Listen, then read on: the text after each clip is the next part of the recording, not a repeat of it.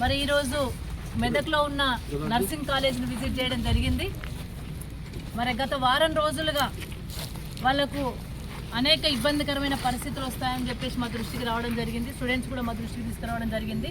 ముఖ్యంగా గత ప్రభుత్వ హయాంలో కేసీఆర్ గారు ఉన్నప్పుడే ఇక్కడ medical college and nursing college మంజూరు చేయడం జరిగింది. నర్సింగ్ కాలేజ్ మంజూరై మరి 2 సంవత్సరాలు 1.5 ఇయర్ అయినప్పటికీ కూడా ఇక్కడ కనీస వసతులు కూడా లేని పరిస్థితి కనబడతా ఉంది. ఇక్కడ డ్రైనేజ్ సిస్టమ్ కూడా చాలా అస్తవ్యస్తంగా ఉంది. ఈ 120 మంది స్టూడెంట్స్ ఉంటే కేవలం ఒక సింగిల్ బాత్రూమ్తోనే ఈ కాలేజీ నడిపించే పరిస్థితులు కనబడుతున్నాయంటే ఎంత దుర్భరమైన పరిస్థితిలో ఆ స్టూడెంట్స్ ఉన్నారో మనం అర్థం చేసుకోవచ్చు.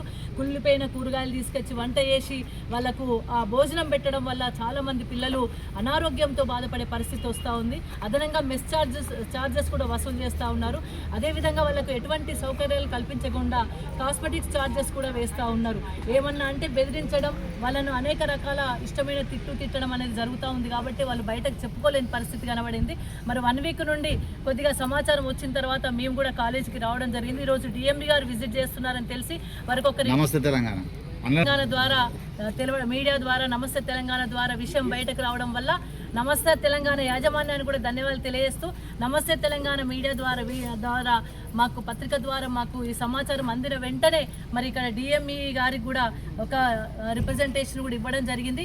1 వీక్ లోపల ఇక్కడున్న వసతులు చెక్కదిద్ది మరి ఇక్కడున్న అనేక సౌకర్యాలు కల్పించి ఈ స్టూడెంట్స్కి ఎటువంటి ఇబ్బంది లేకుండా ఎవరైతే గతంలో ఇబ్బంది కలిగించిండ్రో వాళ్ళ మీద కూడా తగు చర్యలు చేపట్టాలని, ఇటువంటి ఇబ్బందికరమైన పరిస్థితులు కల్పించిన అక్కడున్న అధికారులు ఎవరైతే ఉన్నారో వాళ్ళ మీద కూడా కఠినమైన చర్యలు తీసుకోవాలని చెప్పి కూడా డిఎంఈ గారికి రిప్రజెంటేషన్ ఇవ్వడం జరిగింది. అదేవిధంగా 1 వీక్ లోపల ఇక్కడున్న సౌకర్యాలన్నీ కూడా కల్పించాలి, వసతులన్నీ చక్కదిద్దాలి, అక్కడ ఎక్కడైతే ఆహారం ఉందో ఆహారాన్ని కూడా శుచి అయిన ఆహారం అందించాలి, బాత్రూమ్స్ టాయిలెట్స్ కూడా కట్టించాలి, ఈ ఏదైతే డ్రైనేజ్ సిస్టమ్ను కూడా మరి మంచి బాగుపరచాలని చెప్పి ఉద్దేశం కొద్దీ మరి ఈరోజు రిప్రజెంటేషన్ చేయడం జరిగింది. ఆ రిప్రజెంటేషన్ ఇచ్చిన తర్వాత 1 వీక్ లోపల చక్కదిద్దనట్టయితే యాక్షన్ కనుక అధికారుల మీద తీసుకున్నట్టయితే డెఫినెట్గా మరి బీఆర్ఎస్ పార్టీ మరొకసారి ఆందోళన కార్యక్రమాన్ని చేపడుతుందని కూడా ఈ సందర్భంగా డిఎంఈ గారికి కూడా చెప్పడం జరిగింది. స్టూడెంట్స్ పక్షాన నిలుస్తాం. డెఫినెట్గా ఆ అమ్మాయిల యొక్క బాధలు అర్థం చేసుకున్నాం. ఆ అమ్మాయిలు భవిష్యత్తులో తెలంగాణ రాష్ట్ర ఫ్యూచర్ వాళ్ళందరూ కూడా మంచి మరి నర్సింగ్లో వాళ్ళు ట్రైనింగ్ అయితే రేపు రాబోయే కాలంలో మరి మంచి ట్రీట్మెంట్ కూడా ఇవ్వగలిగే స్థాయికి వారు ఎదగగలుగుతారు.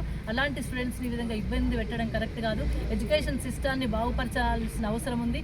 కేసీఆర్ హయాంలో అనేక గురుకుల పాఠశాలలు కట్టి ఇలాంటి కాలేజీలు ఇస్తే ఈ హయాంలో మాత్రం పురుగుల అన్నం పెట్టడం, పురుగులు కలిపిన అన్నం రావడం, చాలామంది గురుకుల పాఠశాలలో ధర్నాలు చేస్తూ ఉన్నారు. వాళ్ళకి ఎటువంటి సౌకర్యాలు కల్పించలేని పరిస్థితిలో ఈ ప్రభుత్వం ఉంది. కాబట్టి మరి ప్రభుత్వాన్ని కూడా డిమాండ్ చేస్తూ ఉన్నాం. ఈ నర్సింగ్ కాలేజీలో మెదక్ సంబంధించిన నర్సింగ్ కాలేజీలో వసతులన్నీ 1 వీక్ లోపల కల్పించాలని, లేనిచో బీఆర్ఎస్ పార్టీ ఆందోళన కార్యక్రమం స్టూడెంట్స్ పక్షాన్ని నిలిపి చేపడతానని కూడా హెచ్చరికలు జారీ చేస్తూ ఉన్నాం. జై తెలంగాణ, జై కేసీఆర్. మేము నిన్ననే అనుకున్నాం ఇక్కడ ఉన్న కొంత స్లాక్నెస్ అడ్మినిస్ట్రేషన్లో ఉన్నది, దాన్ని కరెక్ట్ చేయిస్తాం. అదొకటి. ఇప్పుడు ఓనర్ సార్ గారిని పిలిపించాము, ఆయనతో కూడా మాట్లాడి టాయిలెట్స్ అన్నీ క్లీన్ అయ్యేటట్టు వాటిని ఫంక్షన్ అయ్యేటట్టు చేస్తాం. తర్వాత వీళ్ళు గ్రోయింగ్ ఏజ్లో ఉన్నారు. As a parent, as a doctor, నాకు ఆ గ్రోయింగ్ ఏజ్లో ప్రాపర్ ఫుడ్ పడితేనే వాళ్ళ ఫర్దర్ గ్రోత్ అనేది. సో అది చాలా ఇంపార్టెంట్. మేము ఎక్కడికి వెళ్ళినా కూడా ఫస్ట్ డైట్ అడుగుతాం, డైట్ ప్రాపర్గా అందుతుందా లేదా. దాని మీద ప్రత్యేక దృష్టి పెట్టి తప్పకుండా మేము కరెక్ట్ చేస్తాం. వారం రోజుల్లో మీరు తేడా చూస్తారు. మీరు వచ్చి మాకు రిప్రజెంటేషన్ ఇచ్చినందుకు కూడా మీకు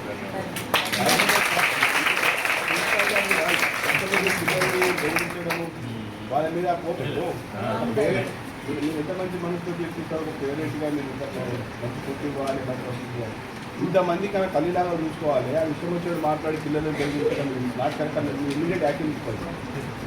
రైట్. మేము వచ్చిన పర్పస్ దానికోసం వీళ్ళ వాయిస్ మాకు వినిపించింది.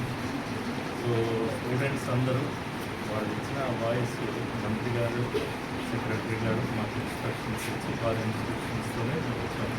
దీన్ని అంతా జస్టిస్ జరిగేటట్టు వస్తుంది. Thank you. మీరు వచ్చినందుకు అభినందనలు సార్. ఇట్లా కనీస అవసరాలు ఖచ్చితంగా తీర్చాలి సార్. ఎందుకంటే ఈ ఓనర్తో మాట్లాడతారా, మెయిల్ చేయిస్తారా, ఇట్లాంటి దౌర్భాగ్యం ఉండదు సార్. మనం మానవత్వం ఉండాలి. ఇట్లా మానవత్వం లేకుండా వాళ్ళ ఇంట్లో చోటు కొనడం చాలా అన్యాయం సార్. ఇప్పుడైనా సార్ మీరు ఓనర్తో చేస్తారా, మెయిల్ చేస్తారా, చాలా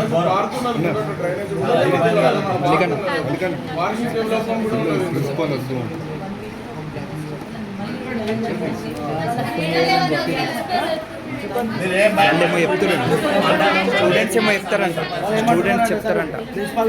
చెప్పండి మీ సమస్య.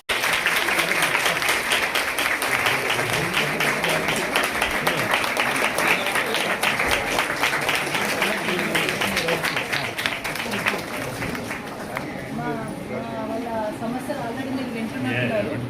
మాకు ఒకటి ఏంటంటే యాక్చువల్గా 120 మెంబర్స్కి only single toilet, only single drainage system very bad. And food also కూరగాయలు ఎక్కడ పట్టుకొస్తున్నారు, కుళ్ళిపోయిన కూరగాయలతో వంట చేస్తే వాళ్ళు చదువుకునే పిల్లలు వాళ్ళు మన గవర్నమెంట్ అన్ని ఫెసిలిటీస్ ఇవ్వాల్సింది పోయి వాళ్ళకు ఫుడ్ కూడా ఇవ్వలేని పరిస్థితులు ఉంటే చాలా ఇబ్బందికరమైన పరిస్థితులు ఉన్నాయి. వాళ్ళకు water facilities, drainage system and food and bathrooms ఒక్కటి కూడా సరిలేదు. అదనంగా మెస్ ఛార్జెస్ కూడా వసూలు చేస్తున్నట్టున్నారు. What is Hostel fund also no. Hostel fund. Sir నాకు ఒకటే రెండు విషయాలు సంబంధిత అధికారులు ఇప్పటివరకు ఎందుకు స్పందించలేదు, ఇక్కడ ఉన్న వాళ్ళు ఎవరో వాళ్ళని వెంటనే సస్పెండ్ చేయాలి.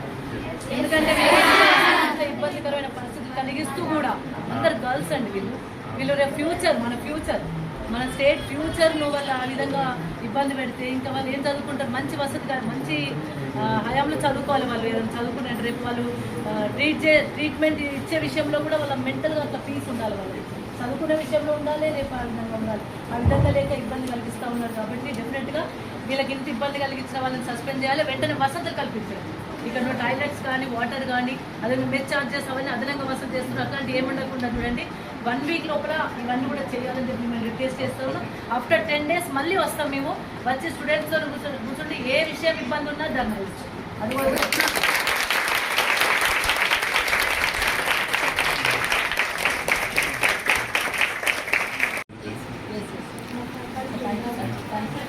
అవసరమైతే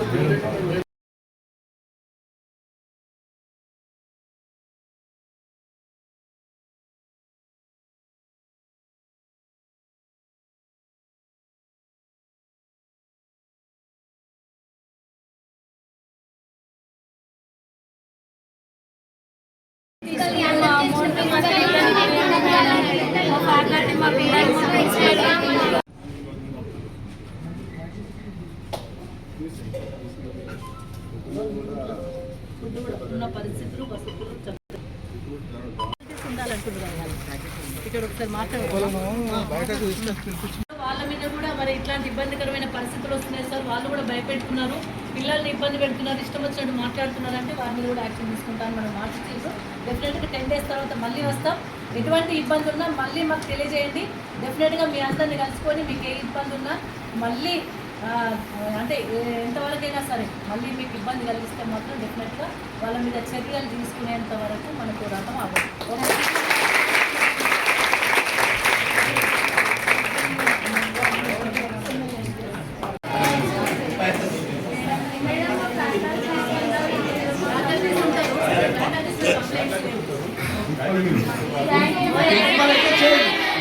మళ్ళీ వస్తుంది, మేడం వస్తుంది.